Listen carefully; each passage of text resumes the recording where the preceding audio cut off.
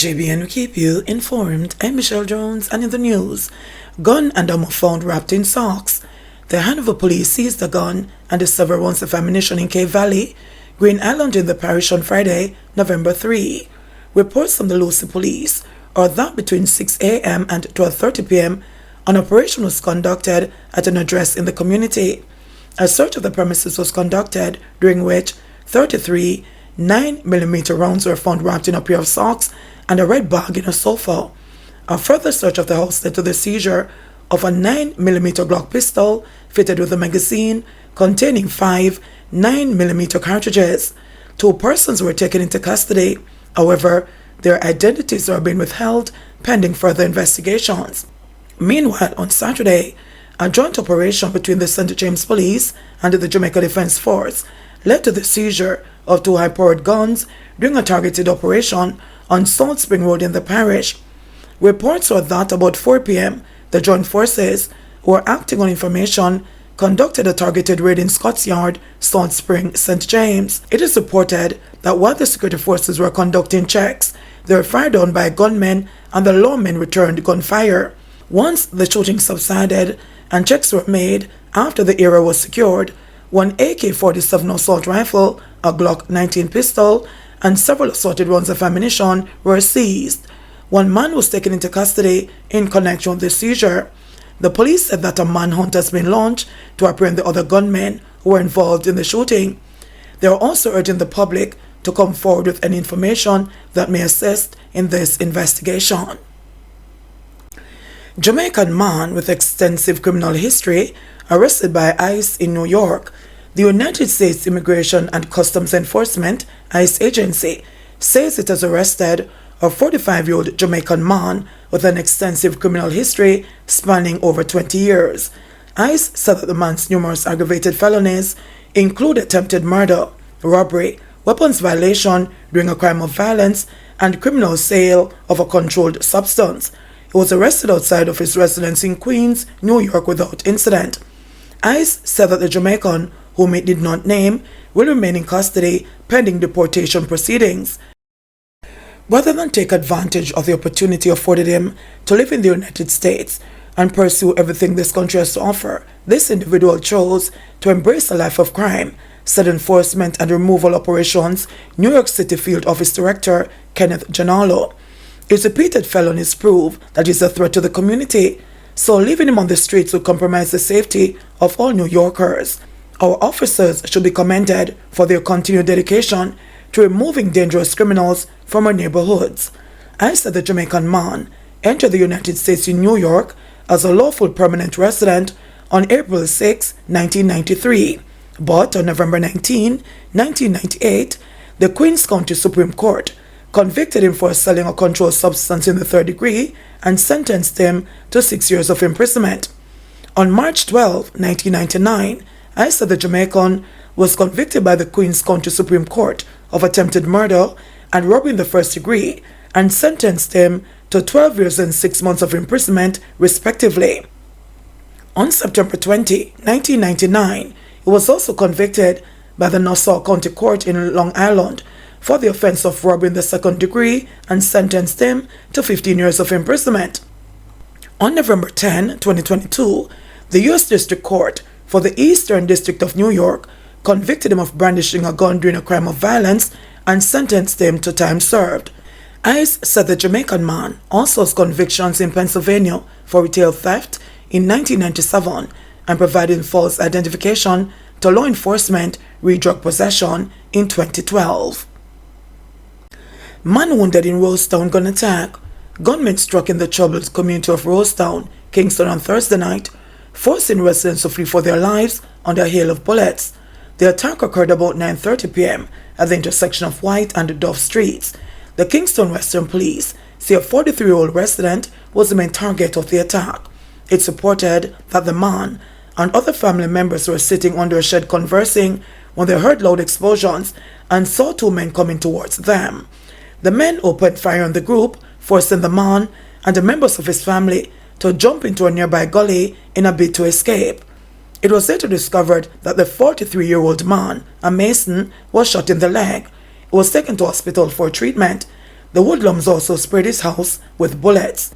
The Kingston Western Police have been keeping a close watch on the Rollstone community following a flare-up of gang violence over the last month. Child seen being dropped in viral fight, now in care of CPFSA. A child who was seen being dropped by a woman during an altercation in a recent viral video has been placed in the care of the Child Protection and Family Services Agency, CPFSA. Following a call to locate the child, the toddler was handed over to the agency by a family member on Friday. The child, an 18-month-old girl, was medically examined and was taken before the court, which was placed under the care of the CPFSA. Chief Executive Officer of the CPFSA, Laurie Adams Thomas, says that her team worked quickly on the ground to locate the child. The video was beyond disturbing, said Adams Thomas in a statement on Friday. She has since received a medical examination and she was brought before the court, which was deemed to be in need of care and protection, and was placed in a residential childcare facility under our care, she continued. The CPFSA head said the care and protection of children is everyone's responsibility. Any of the adults seen in that video could have taken the child away from danger and out of that setting. It is time that we as Jamaicans do more than just be disturbed when we see troubling situations unfolding. It's time for us to also act. Adams Thomas also sought to remind and encourage persons to report any form of child abuse using 211, the agency's 24-hour child abuse reporting hotline. Adams Thomas also sought to remind and encourage persons to report any form of child abuse using 211, the agency's 24-hour child abuse reporting hotline. Cops are waiting forensic results to determine cause of death of body found in drain. The Trelawney police are awaiting forensic results to determine what caused the death of a man whose body was found afloat in Falmouth's drain line, a massive earth drain that runs across sections of the town to the sea on Thursday afternoon. Residents have identified the deceased as Tajay Douglas, also called Droopy of Zion, Martha Brain, the parish. Reports from the Corporate Communications Unit, the communications arm of the Jamaica Constabulary Force, are that about 4:15 p.m. residents summoned the police after the body was seen afloat in the large drain. The body was subsequently fished from the water by members of the fire brigade. The police are also awaiting forensic results to determine the identity of a partially decomposed female body, which was discovered in Falmouth on Saturday, October 29. Education Ministry and JCF to stage Anti-Gang Week. The Ministry of Education and Youth, through its Safety and Security in Schools Unit, will be observing Anti-Gang Week 2023 from November 5 to 11 under the theme Gang No Cool, Stay in School. The observance involves collaboration with Jamaica Constabulary Forces, Counter-Terrorism and Organized Crime CTOC Investigations Branch and the Community Safety and Security Branch. Activities for Anti-Gang Week will begin with a service on Sunday at the Rollstone Holiness Christian Church, 3 Between Avenue, Kingston 13, starting at 9:30 a.m. On Monday, Health and Family Life Education, HFLE teachers will deliver anti-gang sessions guided by the HFLE curriculum. According to a bulletin issued by the ministry, a virtual anti-gang workshop with principals, deans of discipline, and guidance counselors will be held on Tuesday. This initiative will be facilitated by CTOC. Restorative justice practices training sessions will also be conducted in 2 high schools and the 6 primary schools on November 7. In addition, the Safety and Security Unit in the ministry will coordinate and execute a virtual anti-gang town hall meeting from 5 p.m. to 7 p.m. on Wednesday. This will be followed by the observation of Anti-Gang Day on November 9. School resource officers, justices of the peace, and the church leaders are scheduled to visit schools and engage in motivational talks with students. On Friday, schools will hold special devotions and read anti-gang messages. An anti-gang concert is also scheduled to be held at the Denham Town High School in Kingston, commencing at 10 a.m.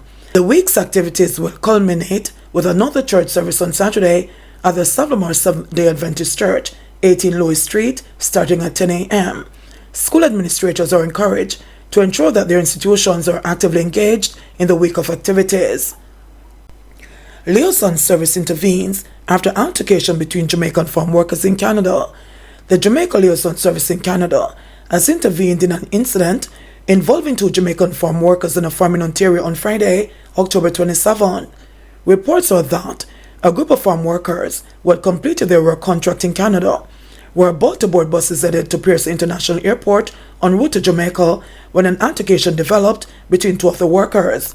Following that incident, one of the workers sustained injuries and was taken to hospital for treatment, and the other was arrested by the police. Acting Chief Liaison Officer Anthony Riley said, upon hearing of the incident, a senior liaison officer was dispatched to the location to carry out an in-depth investigation and offer support in the mandate of the service. She said the injured workers have been released from hospital, and the liaison service, in conjunction with the Ministry of Labour and Social Security, will continue to monitor the workers' recovery. She added that where further treatment is required, the insurance policy of the worker in Canada through the liaison service will be activated. Regarding the other worker, Mrs. Riley said it is a police matter. The liaison service will act within the boundaries of the Canadian law. Meanwhile, the liaison service has secured the service of an attorney at law to take legal action on behalf of a 30-year-old farm worker from Westmoreland. The farm worker was reportedly hit from his pedal cycle by a drunk driver on October 15, 2023. The farm worker sustained injuries, including an injury to his leg that required surgery. He has since been released from hospital. The liaison service says it is in contact with both the worker and his family and will continue to closely monitor the situation. JBN, we keep you informed.